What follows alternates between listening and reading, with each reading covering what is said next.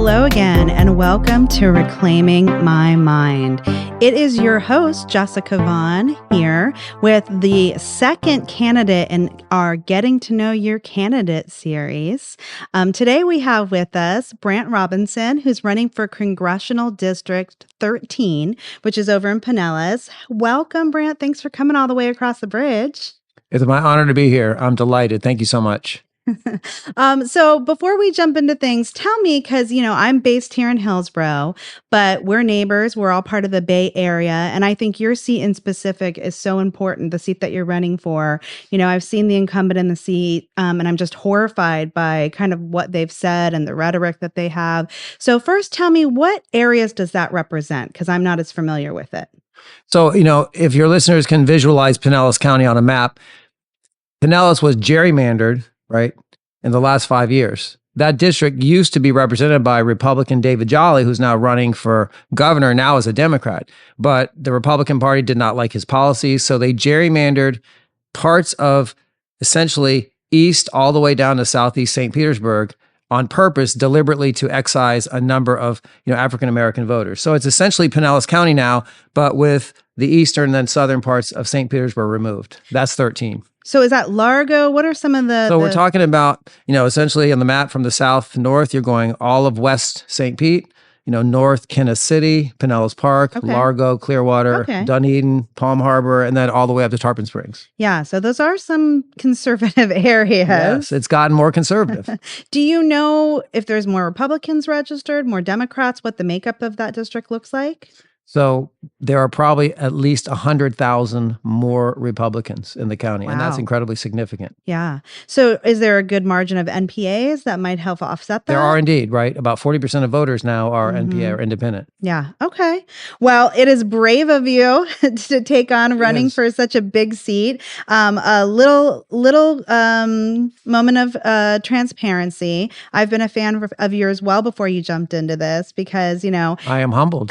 as you. being on the school board for the last 5 years in the trenches, it's been, so eye-opening and such a challenging time between COVID and Moms for Liberty and the culture wars that we've seen on the front lines of education. And I know early on, you were an advocate for public education, kind of speaking up against some of the tyranny we see happening in our schools and in public education. And I know you faced some horrible backlash. Weren't they even threatening your job at some point for standing up for what you believe in? And you've done these live streams for a long time. So, I was kind of fangirling when I saw that you were running for public office. Well, again, I really am truly humbled. I've been on TikTok for 5 years. I've made over 2,000 videos. But, first and foremost, I'm a history teacher in my 29th year.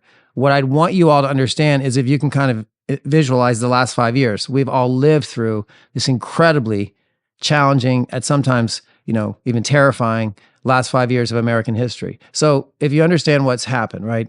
First of all, 2020 for me was an incredibly significant year because ever since 2020, there has been a well-organized, well-coordinated, well-funded backlash, a racial backlash. Because, after George Floyd died on video, Mhm. right? After Ahmaud Arbery and Breonna Mhm. Taylor, a lot more Americans were looking at his death not just as another unfortunate Black man who died at the hands of the police, but because the pandemic was being grossly mismanaged by Donald Trump, they were becoming more concerned, more suspicious of many of our institutions. And as a Mhm. result, many citizens really began to question systemic racism. They began to want to know more about our nation's history. And I say this with respect, hundreds of thousands of those are white Americans. Well, Mhm. we took to the streets. Many of your listeners went to protests and rallies. We went to 10 ourselves. The problem is that resulted in a well-organized backlash that Mhm. we've seen in the form of things like critical race theory, Yeah. DEI, woke, and then, of course, groups like Moms for Liberty and my governor organizing campaigns to label teachers like me as indoctrinators or groomers or people that would, sexually violate our students. So all of that was happening. At the same time, I've been part of a group called Indivisible North Pinellas. Mhm. No exaggeration. Indivisible, the movement began right after Trump was elected the first time. The first year, 2017, there were 5,000 indivisible groups, and they're all engaged in one thing: participatory democracy. The realization that we would never have had someone like Donald Trump elected if for decades, older people like me had actually been doing our part to get involved in participatory democracy. So the first 5 years, we did meet in each other's living rooms with no more than 10 people at a meeting, but we continued to be involved. We continued to do many things. And then when everything began here in Florida with the racial backlash, we began to go to those school board meetings and stand up to Moms for Liberty. And again, I'm so humbled because you are a member of the school board and you've served through this entire period. But what started to happen is, if you're a member of our public, and I say this with tremendous respect, if you're a hardworking Floridian and you have a family and you don't follow what's going on, what Moms for Liberty talked about, parental rights, that probably seemed reasonable. Of course. But the thing is, parents and guardians have always had rights in our public schools. So what happened over the next couple of years is, as people in the public saw citizens like us going to those school board meetings and not being vile and calling members of the board members of the Chinese Communist Party, they saw citizens like us in our indivisible group, being kind and decent, but fierce and credible, and they began to become educated. So as the public began to be educated, in 2024, what happened? All three of the Moms for Liberty candidates that ran for the board in Pinellas, they all lost because of our efforts. 70% of Moms for Liberty candidates across the country lost because of efforts of a group like ours. So essentially what's happened is, I've been in the trenches, for 20 years defending public education. Then there's this racial backlash, but I've been involved in a group called Indivisible, and it's out of that group that I decided to run for Congress. It wasn't something I decided myself. It was something that friends within that movement I've worked with closely and organized No Kings rallies and done all kinds of incredible things. They urged me to run because many experts believe this district might be the only one in the state that's capable of being flipped. So wow. I really am here for it all. Well, that was a very kind of a moving, passionate introduction, but let's learn a little bit more about you as a person. So again, you've been an educator for 29 years. Obviously, you're passionate about history. You've obviously involved in participatory democracy, which I love that term. I'm not sure if I've used that before. Yeah. Before, we were kind of talking as you were settling in, and you told us about how you were kind of an avid rock climber and how you got to go climb some rocks, and that's what led you to run for this. So tell us a little bit more just about you as a person. I know you're married. No, let's get to know Brandt for a few minutes. Well, I'll start with my wife. There was this beautiful woman that was teaching with me at Dunedin High School, and we started talking, and long story short, we started dating, and then I asked her to marry me in New York City on top of the Empire State Building. Oh, wow. She said yes. If anybody's ever been in an elevator with strangers and how uncomfortable that is when nobody talks to each other, that elevator ride was amazing because it's a huge elevator. There's 80 people on it, and everybody wasn't talking. So I just said, she said yes, and they all started laughing, and they congratulated me in 5 languages. Wow. So we've been married for 21 years, and through all of it, we've been advocates for public education through the union. Mm-hmm. In that time, we're avid gardeners. We always take a big trip every summer. We love hiking. But when we came home from one of our big trips to the Pacific Northwest, there was a couple on the plane talking about how they were visiting Atlanta because their teenage daughters were in a rock climbing competition. Oh. And the woman just said, hey, you should see if there's a climbing gym. And we got back, we looked it up, and who knew there were indoor climbing gyms? And so that was 11 years ago. We're always the oldest people in the gym. I've been climbing for 11 years. But I have to tell you, in that time, you can imagine how many people have suggested to me to run for office. And my response is always the same. It's always, thank you so much for your kindness. But how do I transition from teaching into running for Congress?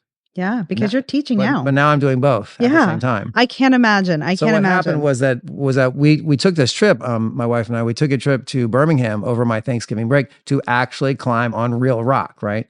And that's why we were there. All of my friends and people in our Indivisible group had been urging me to run. And, I was aware that there was already another candidate and the time was becoming, more urgent. So one morning after the climbing day, I asked Carol, I said, babe, we've got to make a decision. And of all the things that she could have said, of all the things, at this subpar breakfast at this hotel in Scottsboro, Alabama, she said, I can't not share you with the world. Oh. And that's how I knew. You're making me tear up over here already. And then 2 minutes later, I called the woman who is now my campaign manager, Casey Wilson. And the campaign officially has been going on as of tomorrow, 2 months. Wow. Yeah. Well, I don't think our listeners understand what a big decision it is, and how you really have to wrestle and go back and forth because, a lot of people like to throw a lot of shade and expectations at candidates, but it takes a lot of sacrifice, a huge amount of work. You make yourself exceedingly vulnerable. It's a big job, and if you're doing it right, it's an act of service. So first of all, thank you. I appreciate it. In fact, I wish I gotten to know you before our broadcast here, because you've obviously been probably targeted by some of the same groups I have. 100%. Listen, our mailbox was blown up. Wow. On July 4th, 2 years I did ago. not Our know house has that. been egged. Our driveway's been vandalized. I mean, we've lived through the reality of knowing there's probably people in our neighborhood who, Yeah. God forbid, if Donald Trump snapped his fingers. I mean, you can only imagine what people might do if It's he was to true. ask. Yeah, I've had security put on me before. The amount of vitriol and threats, veiled threats, open threats, it's been really intense. But let's get down to the politics of it all, because we don't want to shortchange people on that. And I had the ability to look at your website, which it looks very nice. Thank you. And what I was struck by and what I liked is, I think it's important that candidates kind of define what their platform is, right? And I liked right away you had 5 pillars on your website. So talk us through what those 5 pillars are and what they kind of mean for our listeners.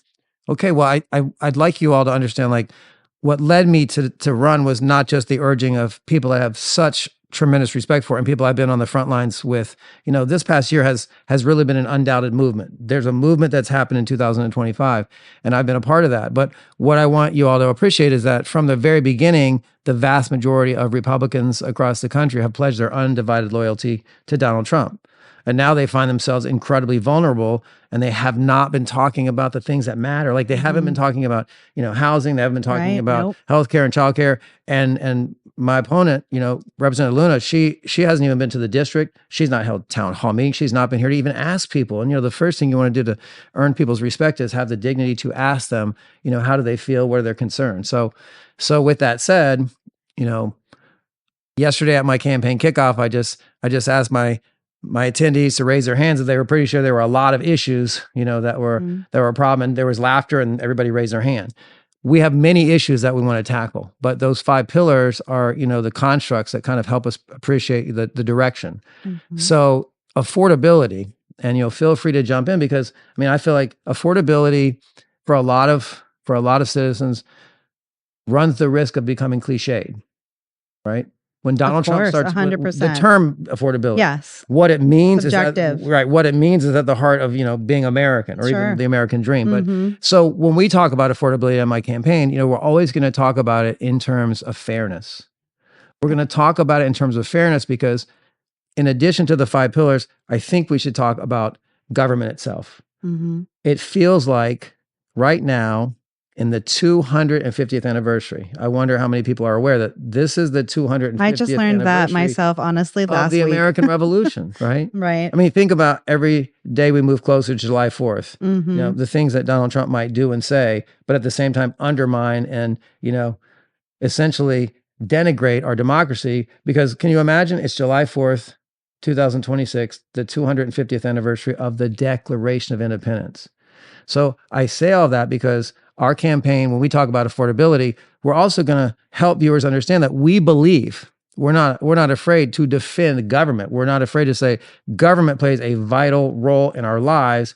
And when we do, we'll probably ask them first, raise your hand if you've ever heard somebody complain about the government. There's always laughter. The hands go up. It's the same question I ask my students every year, the first time we talk about government. But then when I say, who is the government? I pause, and there's always silence until I say, isn't it possible we're the government? Look, we elect people to represent us, and now I'm in the position to be one of those people. Right. But I really believe that the government is something that we must expect for ourselves, because if we are the ones who comprise it with representatives we choose, then we should expect a great deal from it. And so what we've seen over the last 40 years is a deliberate attempt to demonize big government.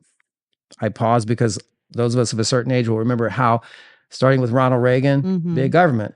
What we've now come to understand is that they didn't have a problem with big government. They just had a problem with government. They didn't believe what we believe about what government should do for us.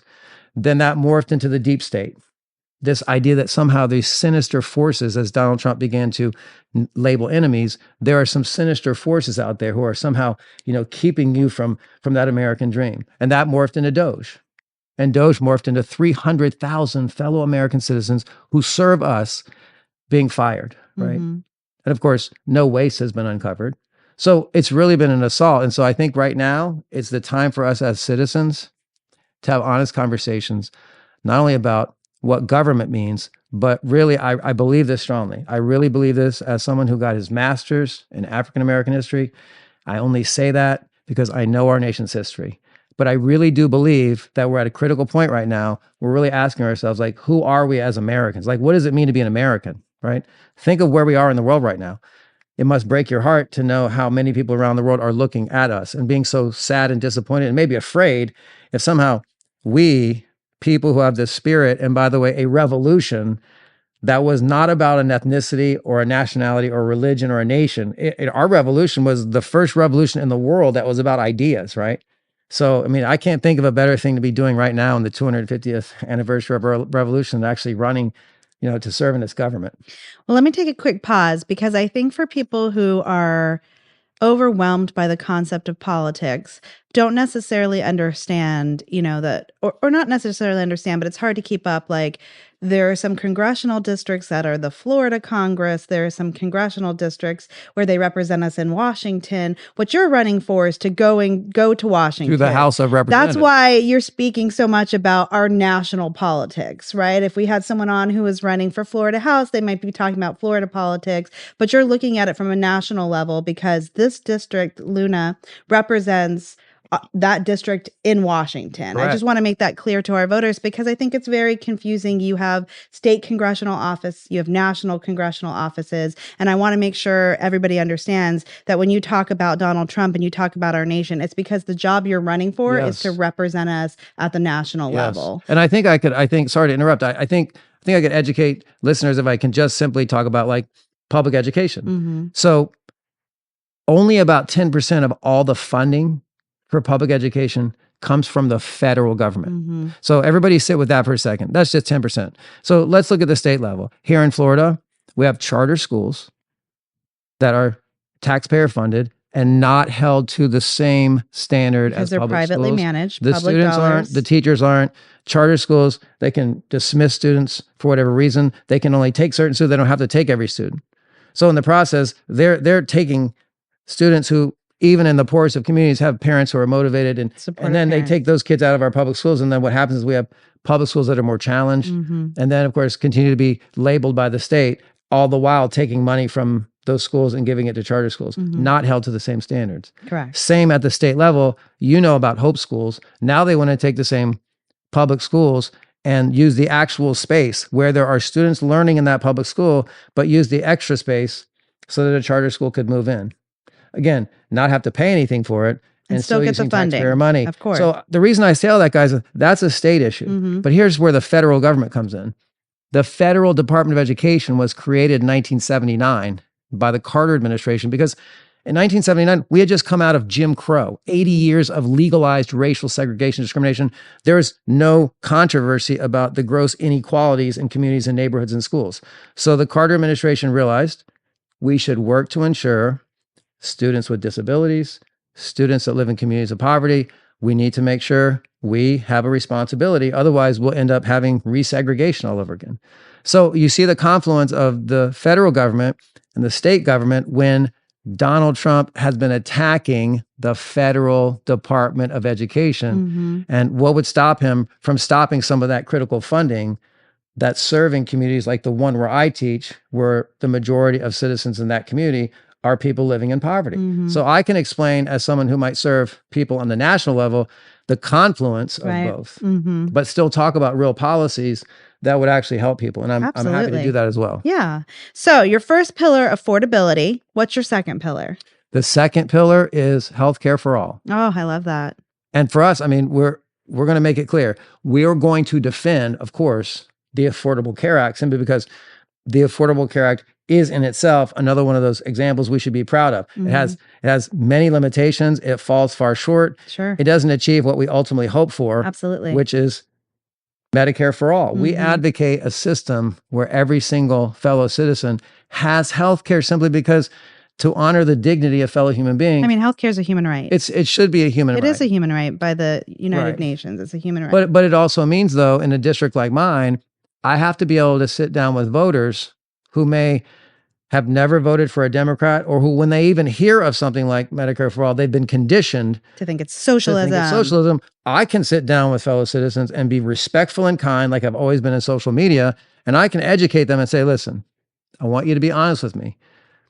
When you call the police, you're happy that they come. Correct. And you pay for it, we pay for it, and they come and serve everybody. And I hate to say this, but that's socialism. I want to educate the voters. First Libraries, of all, roads, public schools, services. the postal service, as you know. I mean, we have socialism, and the thing is, most Americans like it. So isn't it astounding that something like socialism or Marxism or all these labels, imagine how dangerous and harmful they've been used by people who have been using them.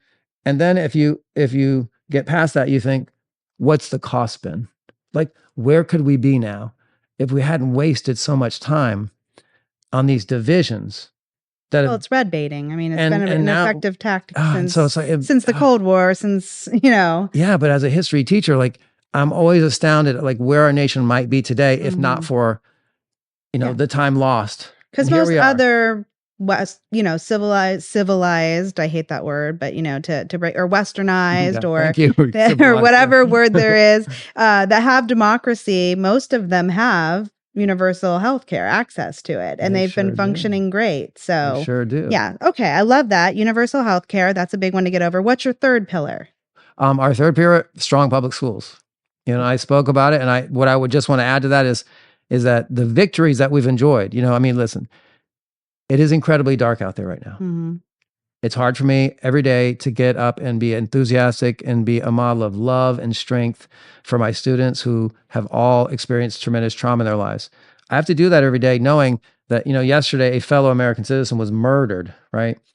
Because of essentially a police force that's just been given a $45 billion appropriation. I wouldn't call it a police force. So that means, but what will happen is if ICE begins to be dispatched around the country, and it can behave not as our police are expected to, but they can behave with impunity, then you have to ask yourself, isn't this a police force? And isn't this very similar to what a police state Hitler did with, the brown shirts? But you have to ask yourself. So for me, to live in a time where it's incredibly dark outside, I have to also know that in public education, we've won major victories. We know the public is on our side. National Public Radio did a poll in 2022 that most people just forgot about, but they asked parents and guardians 3 questions. They said, do you support your child's public school, your child's public school teachers, and what's being taught? And 75 to 80% of respondents said yes to all 3 questions. And I remember when we learned that, we realized we've got the majority of the public on our side. And now that we know we do, we have to ask them to stay with us and do more to stop those hope schools or other things. Yeah, I mean, I don't need a poll. I just live in my community as a public school advocate and a public school representative.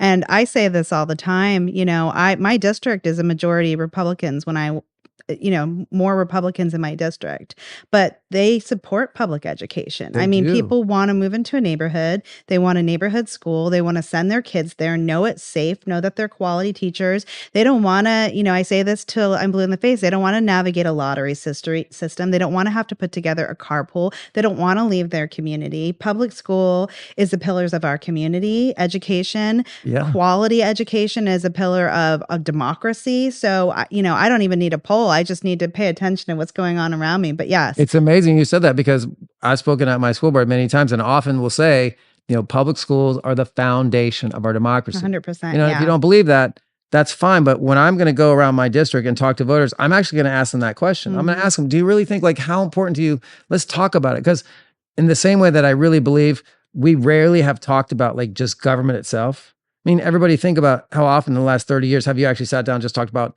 what's the purpose of government? What do we expect from it? Many people don't sit and talk about why they value public schools. Yeah. But once you do, you realize, like, man, we're really teaching our students a great deal beyond the curriculum in public schools. Yeah. And then they become citizens and they're grateful that they had a public school system. Biggest equalizer, right? Yeah. Knowledge is power. We've learned that Well, throughout sure the enough, years. yeah. Okay, so public education, universal health care, affordability, public education, loving it. What's your fourth pillar? Well, very briefly about affordability, like we have a policy team. Like Mm-hmm. once a month, I'm sitting down with these are just fellow citizens who just know a great deal, and one of our policy team is Corey, and Corey Sloan, helicopter pilot in the Army. And when he told me that the military, which is essentially the federal government, right? But the military, there's no program for veterans returning to civilian life. Like there's actually not a program. And I'm a history teacher. I love talking about the GI Bill and what that does and what it did after World War II. But we don't have a program to help veterans. And we understand the tremendous challenge of being a veteran. So many struggle with And depression and trauma. PTSD. Yeah. And so why don't we have a comprehensive program where we bring together all the talent? I mean, we're the wealthiest country in the world. We have tremendous talent. We can put together a program that meets all the needs of veterans. So when they transition, it will mean that more young people will aspire to serve, right? Mm-hmm. Because we'll be validating the military as essential as public schools because it's all part of the greater good. And we understand, without getting down to the mud with Donald Trump, how disrespectful he's been to the military, to American Mm-hmm. soldiers, and recently to soldiers who served the United States and NATO and died, Mm-hmm. overseas. Right. Yeah. So is that part of affordability, or does that go back to your fourth So that's pillar? part of, let's look at an example of creative legislation to get to affordability. Oh, But okay. my fourth pillar is securing and defending our rights. Okay. And I would just simply say that, look, we've lived through January 6th. We've lived through a president who essentially lied about the results of a presidential election, actively worked to overturn it, and then incited an insurrection to make that happen. And now he's president again. Yeah. Now, with all that said, the 2020 presidential election should have been celebrated by all of us because it was an election held during a pandemic. And our elections are run by citizens. The majority of the roles and responsibilities are volunteers who make our elections the envy of the world, right? There was no fraud in that election. We understand that. And yet, look what it's cost us, right? The big lie and everything else. So we must work, and I am calling for, right? I am calling for a piece of legislation that is going to essentially redefine what we use elections for, because we actually already have the safest system. What we need to do is make sure that we do everything we can to ensure everybody votes. We should make voting as easy as possible, and we should have a national holiday for Absolutely. federal elections, right? 100%. So, I mean, that both educates voters about the reality of our electoral system. Mm-hmm. It's incredible, but we need to do even more so that we get more people to appreciate it. Well, since you're talking about rights, that opens up a whole can of worms, right? I mean, this is a very heavy day to do this podcast, right after the day that Alex Jeffrey Preddy was murdered in front of our eyes, right? For holding a camera, was just holding a camera, peppered spade to the ground, trying to assist someone next to him, a woman, within moments, beaten to the ground, disarmed of his legal weapon and shot, I believe the last count I heard was 10 10 times. times, right there on the street. And from what I heard, the ICE agents applauded once they murdered him on the street. And this is the first time I feel like since George Floyd was murdered before our eyes that I've seen kind of the response from such a heartbreaking, frustrating response from the community of people who maybe haven't always had the bandwidth to give what they have left over towards politics, finally being like, what do we do about this? It feels like another pivotal moment in history. Today does. And I think one of the things that concerns me is, yes, our rights are being violated, right? I mean, one, it's an open carry in Minnesota. He was legally allowed to carry that weapon. He didn't take it out. He didn't banish it. He was just on his body, right? And they're kind of gaslighting us and saying that now, even if you're peacefully protesting, if you're a legal observer, just by having a weapon on you, even if it's legal, it's justification for you to be murdered.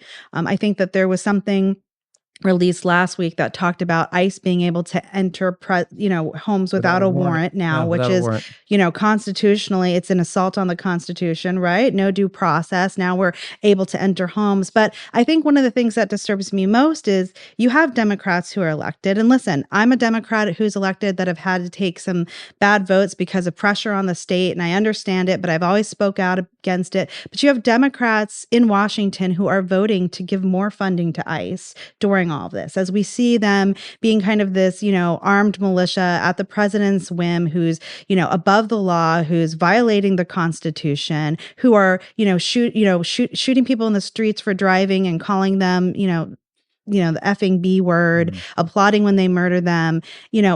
If elected, how are you going to not only, stand up against what's happening, but build coalitions with other Democrats and give them the confidence to, vote against expanding ICE or, when we were in the government shutdown, not reopening until we get this health care? Like, Mm. I think that my question to Democrats running right now is, and we talked about this a little bit beforehand, we want to run on this platform of what we stand for and what we want to accomplish. But in today's environment where we just don't really have necessarily the power or powers working against us, how do you, one, deliver promises? How do you keep voters engaged in voting for Democrats when that's very difficult? And how do you build coalitions? And what are your thoughts on that, as you run for this big, big seat? Well, first of all, I have a feeling I understand more of why your constituents are so grateful that you're on the school board, because that was incredibly eloquent. I mean, like you really kind of helped capture the essence, right? So as you were talking, I was thinking about like maybe four things already. Mm-hmm. But the first thing is this: when I campaign, every one of our campaign stops, like I really do believe that I'm doing something because my favorite author is James Baldwin, and Oh, my I love favorite book James is The Fire Baldwin. Next Time, that was written in 1963. And 1963 was a critical time. And he was talking about the myths of America, but he was basically talking about race and the myths we tell ourselves and about the real truths of our country. There's so much to it, but bottom line is, at the end, he urges us to make America what it must become. And I really believe, like, I'm in a point in my life where I really believe like, there's so much that we have never actually successfully even attempted or done. And the proof of that is that Donald Trump's our president. Mm-hmm. So I would say a couple of things. First of all, I understand the concern that you have about other Democrats. When I'm running, first and foremost, when I'm running every one of our campaign events, and people will come to know my campaign for this, we're always going to make time for people to give their thoughts, their insights, their experiences, their concerns. But when I'm elected, hopefully, I will also be regularly changing the way in which we as Democrats do our job. Like, we're always going to be talking openly with our constituents, Mm-hmm. and we're also actively going to be talking about how much we want their feedback. We Mm-hmm. depend on their feedback, so that we'll be holding ourselves accountable. So we won't run the risk of these critical times over the last few years where, let's face it, there have been too many Democratic leaders who didn't actually step up and do the thing that was needed absolutely right now in this moment, Yeah. because they were thinking too much about, well, when's the right time to do it down the road and make it more, quote, politically expedient. There's a time and a place to say, as I did last night, I recorded a TikTok video at 9:00 in the echo of my little, front porch, and it directed it to Representative Luna. And I simply told her that she must, right, denounce the murder of Alex Preddy, but she must also immediately call for the suspension of all ICE activities across the country. And then I said, that's the least you can do. But then I said, you probably won't, because the hypocrisy that you and the majority of Republicans model, in your stance on the Second Amendment, here's a man whose Second Amendment rights you're not upholding. He was murdered. Now, had he been somebody else in the country and had the suspect have been, a black or brown person, you would have turned that into, a firestorm.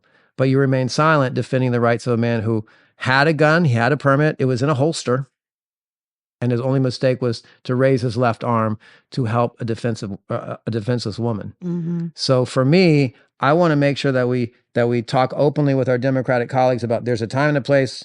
We unequivocally make a statement. But the other thing, and this is important, to me, this feels like the most important time for us to be talking about crime and law enforcement. I think this is a time where we could get more and more support from fellow citizens who are police officers and sheriffs, because here's the thing: law enforcement across the country doesn't like what's happening with ICE. True. They don't like this because it's a competing institution, and they're seeing that even in Minneapolis, ICE agents don't care about what police are doing because they don't have a reason to. They can now think they can go into our homes. I think we should be talking right now. I think Democratic leaders should be talking openly to law enforcement and saying, you all have been the ones who've been running on crime. Donald Trump's been using the fear of crime, even though murder rates have been dropping in some cities as low as they've been since 1900. So think about this. They use crime, they use fear. Why don't we talk openly to police officers and sheriffs? Why don't we talk openly and say, listen, you don't like this. Let's talk about what you need. What can we do more for you so we can make sure? And while we're doing that, we're going to insist on community policing. We're going to insist on Community the city policing. also helping deal with other issues that lead to the kind of poverty that leads, so if it's a holistic discussion, I can't think of a better time than now to talk to law enforcement who is probably just aghast at what's happening. I love that you talked about community policing, because I think getting the message out about that and how it's not just safe for our communities, it's safe for our law enforcement officers, because the community trusts them. They know the community that they work in. They can go and de-escalate situations because there's a level of trust there. It's incredible. the safest all the way around. It's incredible. I mean, you're a public servant, so you've come to some of these realizations decades ago in your own life, and here we are still struggling to do them. But I think that, right, just from hearing you speak, right, when I think about that, and you're like, why aren't Democrats talking? You see, like Democrats, the one in Arizona, the astronaut, Kelly. John Kelly. Right? I mean, they did that whole video to the military as military people, and instantly you saw J.D. Vance try to demonize him and go after his pension. I think that fear tactic of even just having conversations to groups of people that we're going to come after you, we're going to villainize you, we're going to take away any benefit that you have. I mean, everything I see from this administration is fear-based, shock and awe, go after everything that you have. So I think that, when you talk about Democrats talking to law enforcement, you've already seen what happens when they talk to the military. And,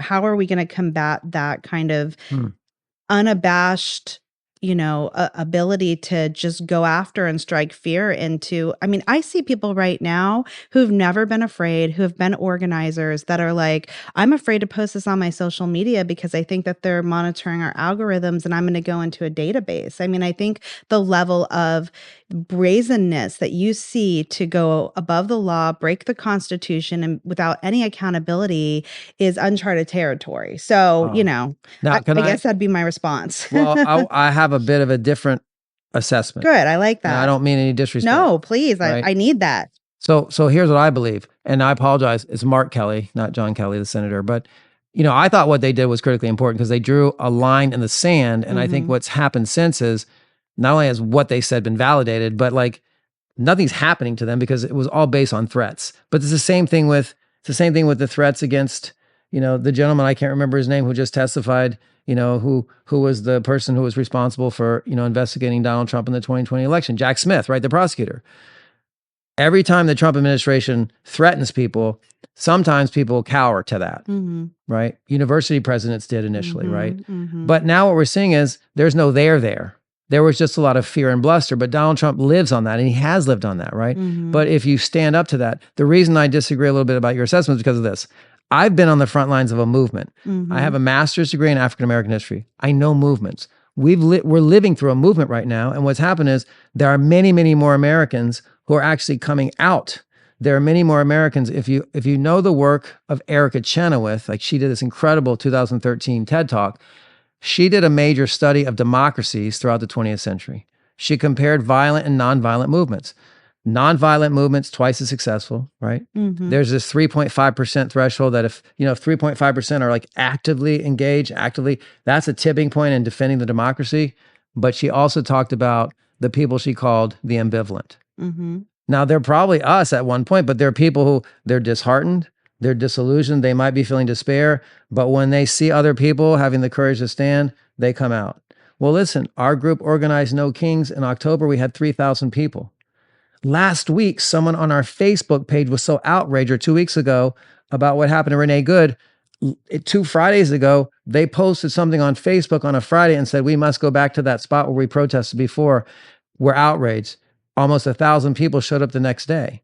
What I'm saying is every time we have a protest, every time we have a monthly meeting, Our monthly meetings, 5 years in each other's living rooms, 10 people at meeting. Our monthly meetings in Dunedin, we have 150 people at our monthly meetings. That's big. And I can't tell you guys how emotional it is. So many first timers at rallies, meetings, protests. So many first timers are coming out and they're so grateful. Sometimes they're crying, thanking you for being the one that led them to take the first step. So I don't agree that Donald Trump is in any way, shape, or form gaining anything from this. In fact, if you understand bullies, when you stand up to a bully, sometimes it escalates for a while, and it's escalating with Trump. Like he's being pushed now to do the most extreme things, but we're all frankly prepared for the Insurrection Act. Like I think we know that could happen, right? We've sat with that. But is Donald Trump really ready to go that far? Because if he draws that kind of a line that he forces most Americans to take a stand, we wouldn't be doing what we're doing if we didn't believe they'd be on our side. And I just want to say one more thing because, you know, when we're celebrating the anniversary of our revolution, you know, if you think about the things you learned in the American Revolution, the shot heard around the world and all that, the Minutemen, remember the Minutemen? Like, guys, we're the Minutemen now. Like, we're the Minutemen. And during the Revolution, the British colonists, they weren't Democrats or Republicans. They were just like future American citizens. So I can't think of a better time to be doing what we're doing. And I can't think of a better time to do it when we know we're part of a movement. I really do believe it's working. We just have to be vigilant. And we have to have each other's backs going forward. Good. I think that's what people need to hear right now, because I think what is always the biggest motivator to unite people into action is hope, right? I mean, you saw it just with the Obama campaign. That was his slogan, right? Yes, just hope. I was just talking about that yesterday. I was just talking about Obama yesterday. So hope is more powerful than I think people give it credit for. All right. Well, we still need to talk about your fifth pillar. So let's go there. Well, my fifth pillar is environmental justice. Okay. I guess I would just ask everybody first, like, how would you define the challenge of, quote, the environment? And even using the word justice, right? But here's the thing, you know, climate change doesn't discriminate, but the way in which we address it does, because there are communities who, you know, are disproportionately held to suffering simply because they live too close to a chemical plant, or they live too close to a place that regularly floods and they don't have the resources. So like, we have to approach this first and foremost making it clear we accept the science. We're not even going to go forward questioning the science about climate change. But what has to happen is in places like Pinellas County, where we had 2 storms 2 years ago that were not direct hits. But the vast majority of us either know someone who lost their home, not had even severe in Pinellas, damage here in Hillsborough. Correct, right. Yeah. And I apologize severe. Sure. I just mean like because I'm from Pinellas. Of course. No, I was going to say Pinellas. Right. I mean, I drove home from my school every day from Clearwater to Palm Harbor, where I go through Dunedin, and for 2 months there was just debris on the side of the road, right? My point is that everybody suffered. Everybody knows someone who suffers. So we ought to talk about climate change in terms of the actual specific kinds of policies that affect us locally, so we can come to consensus on addressing those things. You know, we could run the risk of having our opponents demonize us as socialists because all we talk about is climate change, when in fact, if we're actually talking about real solutions, and if we can be clear, what if we took 40 of the $45 billion from ICE that's clearly supporting an immigration policy that's built on 2 fundamental lies about undocumented immigrants? They don't commit very much crime, and they bring almost no drugs across the southern border. That's the foundation of a policy that's blatantly racist. Well, once you can help people see, what if we took $40 billion of that budget and applied it to local initiatives where we actually encourage people to build houses, give all kinds of tax breaks to the construction companies, first-time homeowners get opportunities. There's no question we could also do that with renewable energy, solar panels on every house. Like, there's so much we could be doing if we just talk about it in a language that everyday citizens. Plant some mangroves? I mean, we could do this. I feel like mangroves on our shores would be such a barrier of defense to start with. Okay, so I love that. I think that, you know, especially like you said, running in the area that you're running in, from my knowledge of that coastal area and how vulnerable we are with climate change and the storms that we've seen back to back. I mean, I think that for Floridians, especially in the area that you're referring to, you know, kind of waking up to the fact that we have to be proactive about climate change and our resiliency to that, and what that looks like and what policies look like for resiliency for our communities in this time it has to resonate with everybody, regardless. And also because we're a state has, you know, we rely so heavily on tourism, we should actually talk openly about, you know, it's going to only increase tourism. That's only going to increase the tax base, and people are going to support that as well, because when you have the destruction we have, whole hotels were wiped out for a year, and the tourist dollars were down, and so those communities suffered more. Yeah. Our favorite hotel was out of commission for a while there. Yeah. All right. So tell me about the incumbent. I don't know anything about her. I know when she was running, I saw a bunch of people being like, she's horrible, she's awful. I've seen a few things. I saw something where she was like comparing President Trump to a king, and some kind of President Trump worship is what I look She's like. advocated for Trump to be added to Mount Rushmore. What is her background? How did she win this seat? What has she done since she's been in office? What do we know about her leadership and her service as an elected official? Well, I want people to know that whenever I talk about Anna Paulina Luna, I'm always going to be respectful of the fact that she ran for office, she's serving in office, and now that I'm doing it, also trying to teach school every day, like, I got to respect that, Yeah. right? But here's the thing. I'm not going to attack her. I'm not going to get disrespectful and nasty and denigrate like she and so many Republicans do. I love that. But I'm going to stand up and hold her accountable. Right. Like, there's a difference. I'm going to be very fierce and I'm going to be very firm, but I'm going to bring a command presence when I hold her accountable that's built on kindness and decency, but always fierce credibility. So like, I'm going to go at her, but it's going to be in a way that is built on what she has not done or should be doing. So in other words, every time what might seem like an attack, we're always going to pivot and talk to people about, this is what she could have been doing, this is what she should have been doing. So I don't know a great deal about her background. Again, I mean, there seems to be some controversy about, whether or not she may be claiming to have different heritage or all these kinds of things. But I would point that out for one reason. For me, that's irrelevant. Right. I would remind people of what she and others did to Kamala Harris, whether she was black or not black, none of that should have mattered. And it doesn't matter to me. So I want Representative Luna to know I'm not going to talk about, anybody accusing her of being Mexican or not Mexican. What I'm going to do is say this: whether it's cutting a cake in the shape of Greenland that's draped in an American flag, or whether it's that on Joe Rogan, you talked about something I've never heard of, interdimensional beings. I don't know what that is. There are times where she says things that are unquestionably bizarre. Okay. But there are other times where she calls for the United States to remove ourselves from NATO. There are times where she meets with Russian officials and government officials, over a dozen times without ever talking to someone from Ukraine, right? So in other words, like, when she defends Charlie Kirk and wants to honor him without acknowledging his, unquestioned and very well documented bigotry, right? She's just as dangerous as anyone else. So she's a sycophant.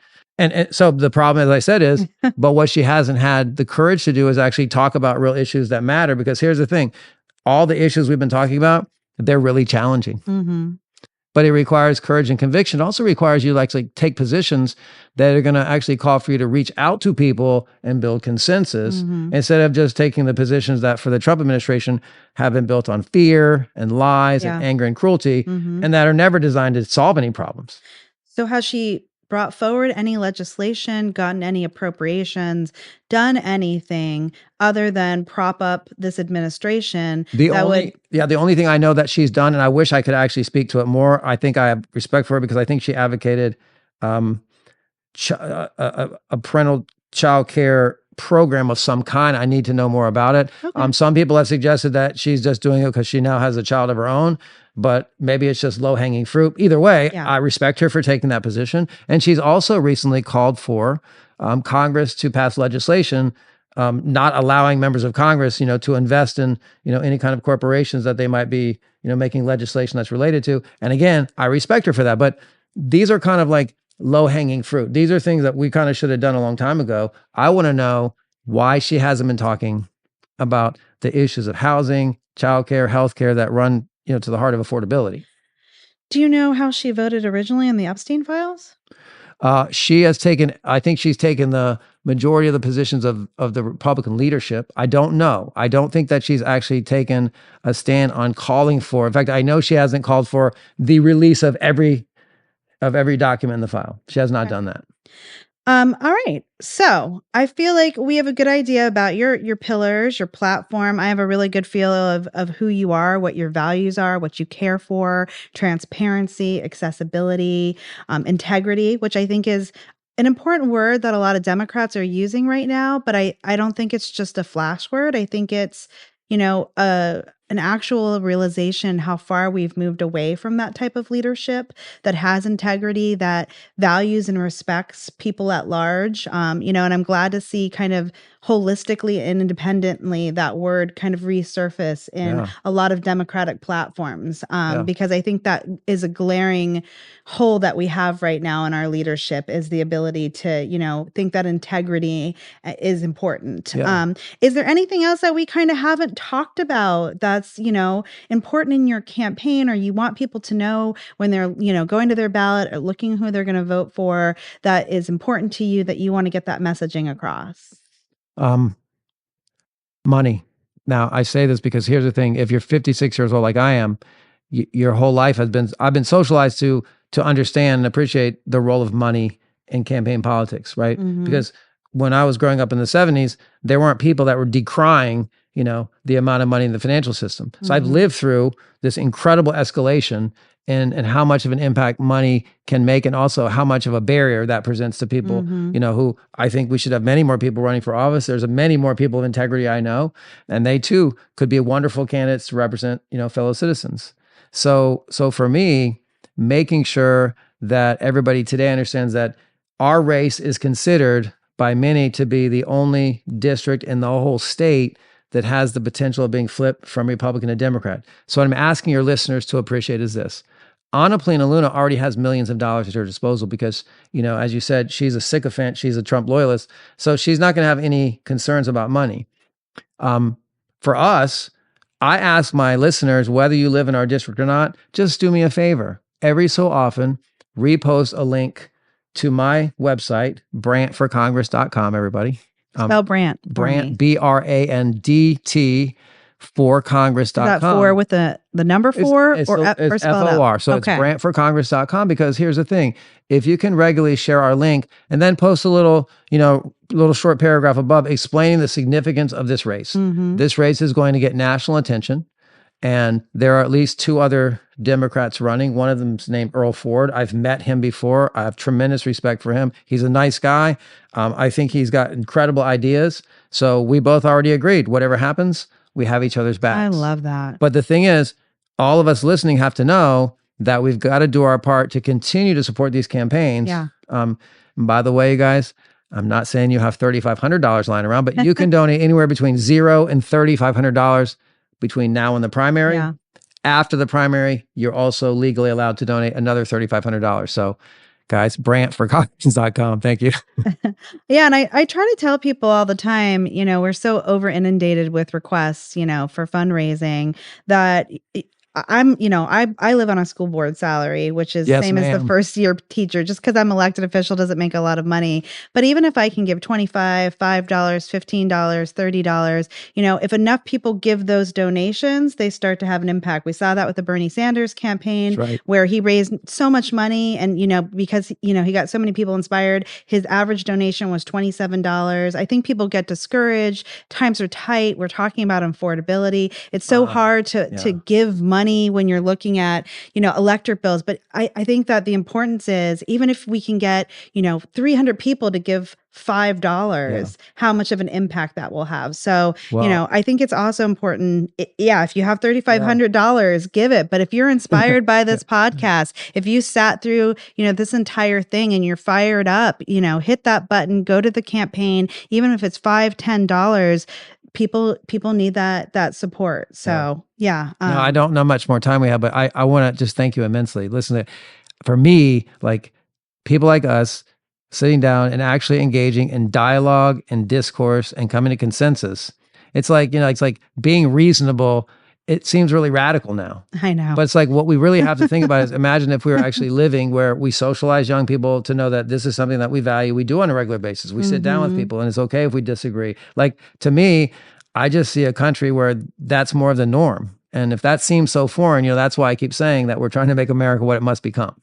Yeah, I think what is it? The unfulfilled promise Yeah. Yeah. is Yeah. kind of, to me, an ode to what America has always been, right? Yeah. We've had this constitution of liberty for all, but we haven't always represented that. That's And right. like the dream of what we could be is so great, but it feels like we're going backwards instead of forward It towards, does. I mean, think about this. Again, I told you I have a master's in African American history. We're seeing not only racial bigotry, but white supremacy being normalized, right, in the form of Yeah. replacement theory and other things. So, like, we can regress. Yeah. But again, I want to remind people this is the 250th anniversary of our revolution. And like, if you really agree that our revolution is still being fought, Yeah. then you better get involved. And it doesn't have to be, revolution, I think these days, I like to point out political revolution, right? Because, people hear revolution, they think violence, they think, bearing arms and all of that. But we can have political revolutions, we can have social revolutions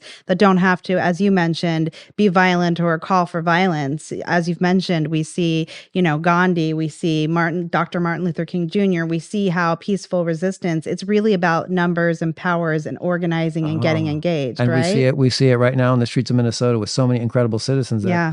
they would never resort to violence, but they'll never back down. Right. They'll never back down. Yeah. And I appreciate, one, running for office. Being an educator in our classrooms with our kids is probably the most exhausting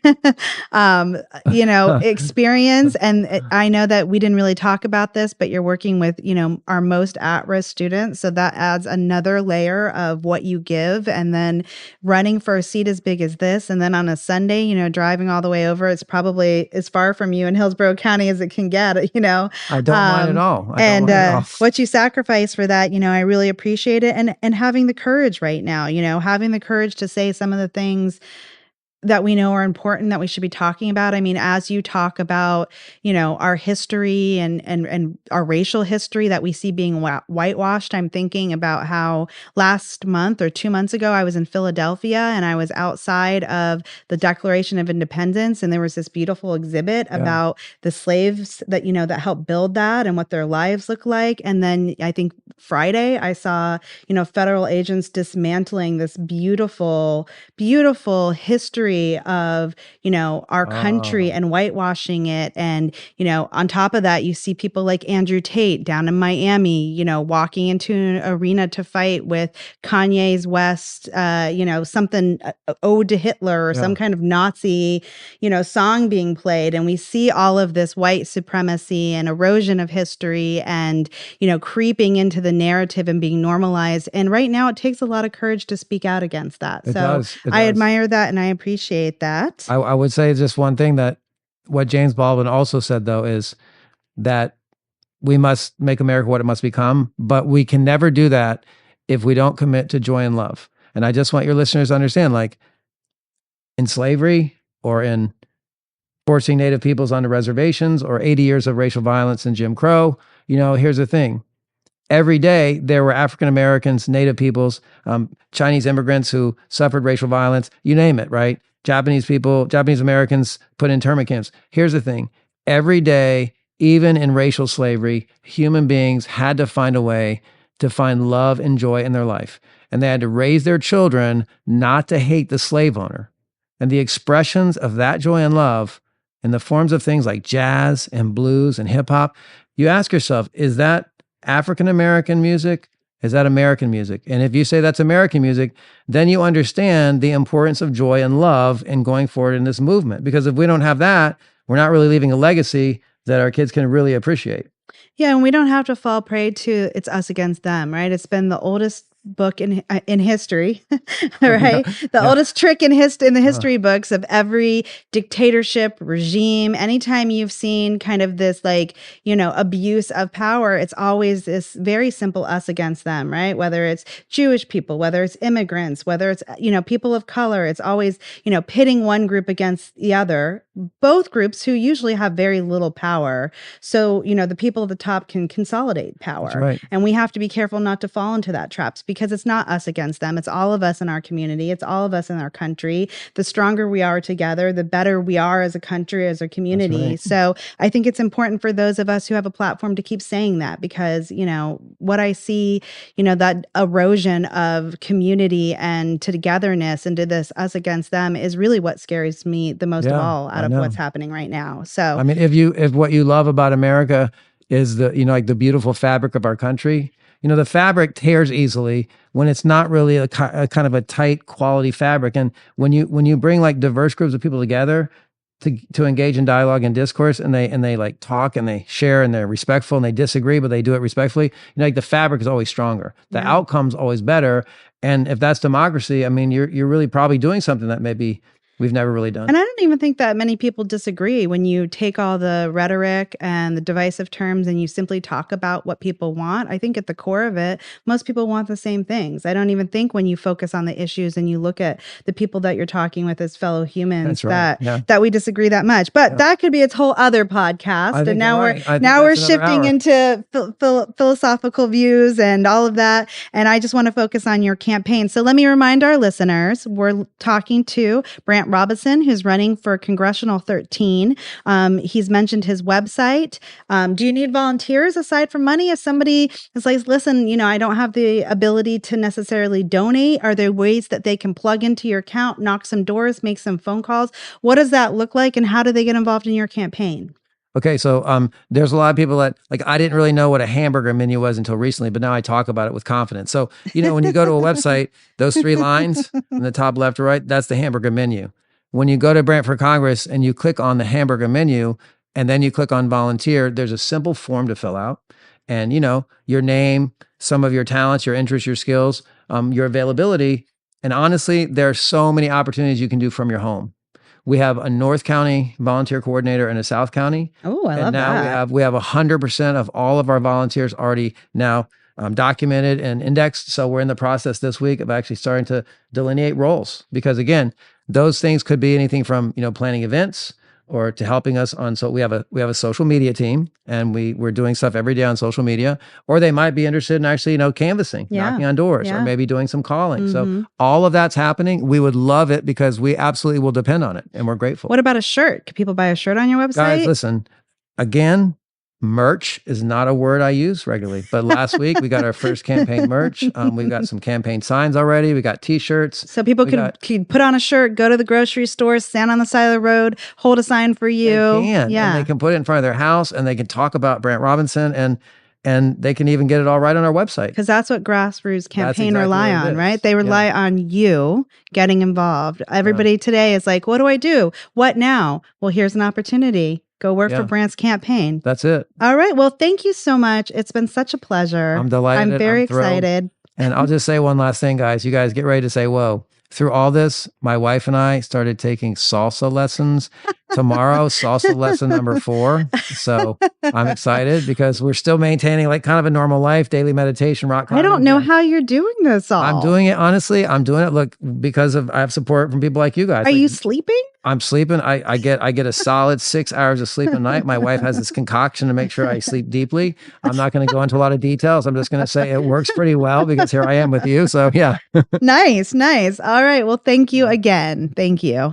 And for our listeners who've been listening to Reclaiming My Mind, I just want to remind you that the challenge this season that I've been giving at every single podcast, and that means for you if you've made it this far, is to know who your representatives are, right? You might be thinking, I live somewhere around Pinellas, but can I vote for Brandt? And what you should know is who represents you at every level. You should know who represents you from soil and water up to your school board, city council if you have one, county commission, your state legislation, and your national legislation. So my challenge to you is if you don't know who sits in the seat of every single one of those positions that I mentioned, that you go on the internet, you type in find my representatives. It will give you a chance to put in your zip zip code. It will give you a chance to put in your address, know who they are, and know who the candidates are who are running to replace them if that's not who you want to represent. I love the fact that Brandt used participatory democracy. Democracy. We cannot just sit back anymore and throw our hands up and say both parties are bad. We can't do anything about this. We have got to get involved. And those like Brandt and the people I'm going to have on my podcast are putting their money where their mouth are. They're sacrificing their time. They're getting into the arena and they need your help. So thank you again for listening. This time I'm going to give a shout out to my husband, who I never do, Neelish Kapadia, who sets up all of the equipment. He records it. He's my audio engineer. He does the editing. So thank you, Neelish Kapadia. Thank you to all of our candidates. Again, this is our Get to Know Your Candidate series. And thank you for listening to Reclaiming My Mind. I'll see you next time.